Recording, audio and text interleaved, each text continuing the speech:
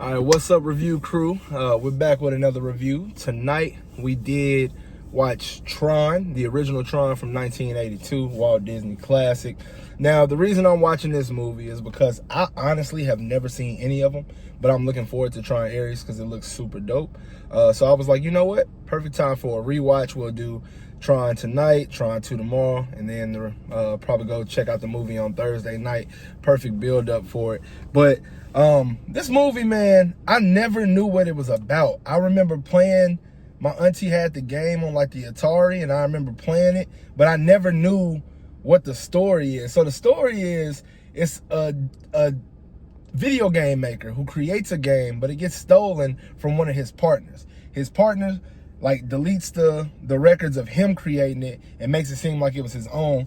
And it's mentioned that he doesn't even change the name of the title. So he knows that it's his game, it's his concept. And he becomes a hacker. He tries to hack into the system to steal the software back and basically title it after him so that he gets the recognition that he deserves. The person that stole it from him, they all started on the same level. He ends up becoming a senior executive at the same video game company or software company that they all started out at.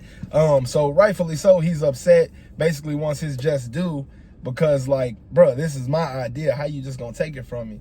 During this time, we do meet his friend. I'm not good with names when it comes to movies, unless I'm like super in it, like, you know, but the guy is essentially Tron. So he goes to break into the software company, and they plan on stealing the file, just taking it back that way. But while they do that, the owner knows that he's trying to take it back, so he ends up porting him into the game. In this game, he's basically trying to get to what they call the major computer program or something like that, the MCP. And this big entity is basically what controls it. And it's like AI. It's been developing over the years, getting smarter, stronger, and faster. And he goes into the game reluctantly, but he says, you know what, I can just take it out on the inside versus me doing it on the outside. So while the other two friends are on the outside trying to get the physical copy, he's in the game actually doing like his internal damage. And while we're doing this, he does see, he's called a user. So the user is like us, we're humans, and they create programs. The programs are like the video game, and they're in there. The programs are programmed to carry out the mission that they're doing in the real world. But with this user being transported into the game, he's basically like, he's really controlling himself. He does come across his two friends, which is a female, can't remember her name in the game. His friend is Tron.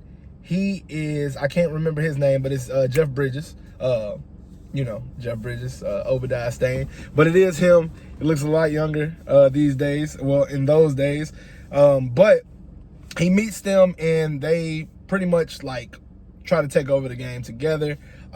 They do end up getting to a point where they're on their way to the mainframe, and Tron has to hurry up and run and try to jump back on board while they're going to the mainframe, because they get intercepted by Sark, which is the bad guy on the movie. Sorry. So when they get intercepted, he jumps off and he's presumably dead. But when they get trapped, and he figures out that he has the ability to give life to others in the video game, he saves the girl companion that he's with, and then they go to a room where they're like trapped in. They end up getting out, and then they see that Tron actually is alive. So with Tron, he's fighting Sark, but Sark gets all the powers from the mainframe. And the mainframe injects his powers into him, and he grows like massively large. And at this point, all hope is lost. It looks like he's about to lose. He's kind of running around trying to avoid getting hit, because when you get hit, of course, you like you evaporate. Y'all know what the game looked like. So the main character, he takes it upon himself to just, you know, say F it. He jumps into the mainframe himself, and with those powers that he has to like basically like purify things, he purifies the mainframe, so it goes from red to blue, and essentially he wins the game.